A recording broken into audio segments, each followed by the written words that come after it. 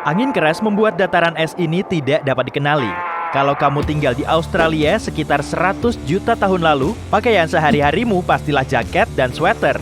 Tapi sekitar 220 juta tahun lalu, tanah es ini terkurung dalam area yang dulunya Pangea. Di super benua ini, Australia dan Antartika menyatu, bahkan termasuk Amerika Selatan dan Afrika. Para ilmuwan menemukan Australia menjauh dengan kecepatan yang sama seperti kecepatan tumbuh kukumu saat memutuskan menyudahi hubungan dengan Antartika. Sebelumnya, bumi hanyalah bola es raksasa yang mengambang, sementara matahari tidak sepanas dan segerah sekarang. Kamu segera menjelajahi jalur es pada periode kapur awal. Kamu mencari makanan, tapi tanaman sangat langka di sini. Tanpa sinar matahari, tak ada sumber energi bagi vegetasi layak pangan untuk melawan lumut. Jadi, menemukan camilan mengenyangkan ibarat bertemu unicorn di sini. Di tengah perjalanan, kamu menemukan jejak kaki besar berjari 3 yang mengarah ke hutan beku. Kamu mengikutinya, tapi masih belum tahu jejak kaki apa ini. Kamu sampai di jalan buntu dengan salju selutut dan menyadari kamu tidak bisa keluar. Tiba-tiba, geraman terdengar tidak jauh dari sana. Kamu menengok ke arah kanan dan melihat teropoda besar berjalan ke arahmu. Tingginya hampir sejerapah dan ada gigi tajam di rahangnya. Wow, selamat ya! Dino ini adalah karnivora dan mungkin CEO-nya dunia pemakan daging prasejarah. Para ilmuwan telah menemukan 15 spesies dinosaurus lain, termasuk karnivora sepanjang 7 meter dan predator lebih kecil yang bisa melarikan diri dengan mudah dari kawannya yang lebih besar. Kamu mencoba berjalan menembus salju tebal, sementara monster bergigi besar itu makin mendekatimu. Untungnya, pepohonan menghambat jalannya. Kamu berhasil melangkah dengan baik, mengangkat kaki bergantian di atas pinggang, dan keluar tepat waktu. Saat si monster semakin dekat, kamu sudah berhasil menembus salju dan menunduk di antara pohon tumbang. Kali ini, kamu beruntung, tapi dia akan kembali mencarimu. Fosil tanaman dan daun menunjukkan bahwa pada masa itu, Antartika tidak sedingin sekarang. Begitu pula pasangannya di utara, Alaska. Namun, hidup di rentang waktu 70-100 juta tahun lalu tidaklah mudah. T-Rex jelas merupakan rajanya dinosaurus. Para ilmuwan telah menemukan tulang dan fosil dari tempat kering seperti Montana dan Texas. Tapi mereka terkejut saat menemukan fosil T-Rex di Alaska. Fosil dinosaurus bertanduk, berleher panjang, dan berbulu juga ada di wilayah Arktika. Meski T-Rex adalah predator puncak, dia tidak secepat bayanganmu. Tapi ukurannya saja sudah cukup untuk membuatmu lari terbirit-birit. Salah satu makanan favorit T-Rex adalah dino berparuh bebek sebesar gajah, bernama Edmontosaurus, yang tinggal di area dingin. Dino ini berpindah tempat dengan lambat dan jarang bisa dapat tempat berlindung untuk bertahan hidup melewati kondisi yang keras. Rahangnya menunjukkan mereka adalah pemakan tumbuhan dan harus menemukan dedaunan hijau kemanapun mereka pergi. Mereka terus bergerak karena lebih suka berjalan santai, alih-alih berlari. Para ilmuwan mengklaim, dino ini berjalan dengan kecepatan yang super lambat, sekitar 2 km per jam. Bahkan kura-kura lebih cepat daripada mereka. Kalau menjadi dinosaurus pada masa itu, kamu pasti menghadapi salah satu keputusan paling menantang dalam hidup. Tinggal bersama orang tua atau hidup mandiri. Bukan.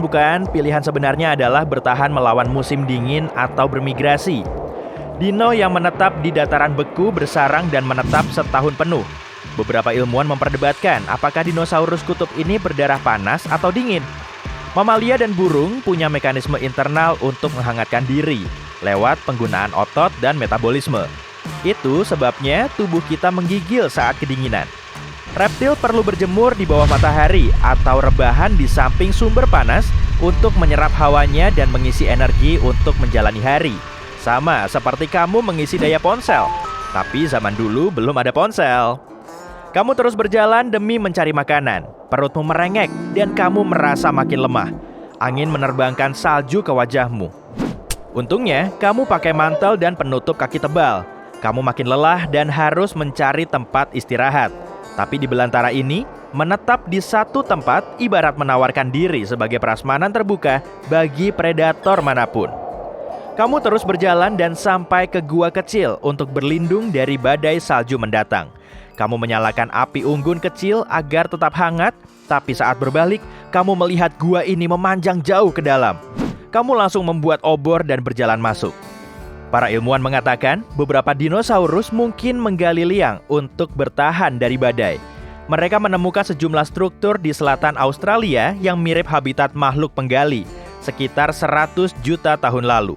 Setelah berjalan berjam-jam, kamu akhirnya mencapai ujung gua, tapi cuacanya sudah jauh membaik dan langitnya super cerah. Kamu melihat jejak kaki kecil mengarah ke sungai. Anehnya, tidak ada lapisan es di air, jadi kamu menadahkan tangan untuk menenggak air sejenak. Tiba-tiba, bayangan besar menyelimutimu. Kamu berbalik dan melihat dinosaurus besar berbulu dengan mata melotot. Bentuk dan gerakannya mirip Velociraptor, dan dia menatap lurus ke arahmu seolah kamu adalah camilannya. Kamu perlahan berdiri dan tahu takkan bisa lari darinya. Jadi, kamu tidak punya pilihan selain melawannya. Tapi tiba-tiba, bayangan lain muncul di dekatnya. Herbivora mungil bernama Lealinasaura yang berjalan dengan 2 kaki dan berekor panjang muncul untuk minum di sungai. Perhatian sang karnivora bergeser ke arahnya dan seketika melupakanmu. Entah dari mana, teropoda raksasa berlari dari belakang hutan beku dan mengejar mereka. Kamu berlari ke arah gua tadi, sambil berusaha tidak terlihat. Manusia belum ada saat itu. 7 juta tahun lalu, Homo sapiens berpisah dari kera, menjadi spesies mandiri sekitar 200.000 hingga 300.000 tahun lalu. Neanderthal juga berkembang mandiri. Sementara Homo sapiens hidup dan berkembang di Afrika, Neanderthal bermigrasi ke bagian Eropa dan Asia, serta merupakan manusia pertama yang hidup melalui zaman es. Para ilmuwan mengklaim Neanderthal tidak bisa bersaing dengan Homo sapiens dan perlahan menghilang. Sebagiannya bersatu dengan Homo sapiens. Bumi telah melewati 5 zaman es. Zaman es cukup kuat untuk mengubah struktur fisik bumi secara permanen dan punya peran besar atas desain lanskapnya. Kita sebenarnya berada di tengah zaman es yang telah terjadi selama 2,6 juta tahun. Tapi kita hidup di periode interval yang lebih hangat, yang mungkin bertahan puluhan ribu tahun. Neanderthal lebih pendek dan kekar dibanding Homo sapiens. Mereka punya hidung yang lebih lebar dan tengkorak besar. Menurut para ilmuwan, mereka tinggal di gua, sementara pakaian dan alat mereka terbuat dari batu dan tulang. Mereka juga punya gigi datar di rahang untuk menggigit dan mengunyah, seperti Homo sapiens. Zaman es memainkan peran penting bagi Homo sapiens dalam beradaptasi dan bertahan hidup.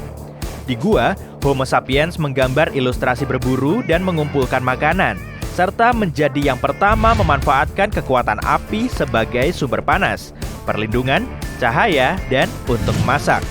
Mereka juga memakai sistem canggih untuk menjahit pakaian, menggunakan jarum tulang dan kulit hewan untuk membuat mantel tebal, guna menghangatkan diri. Jadi ingat masa lalu ya.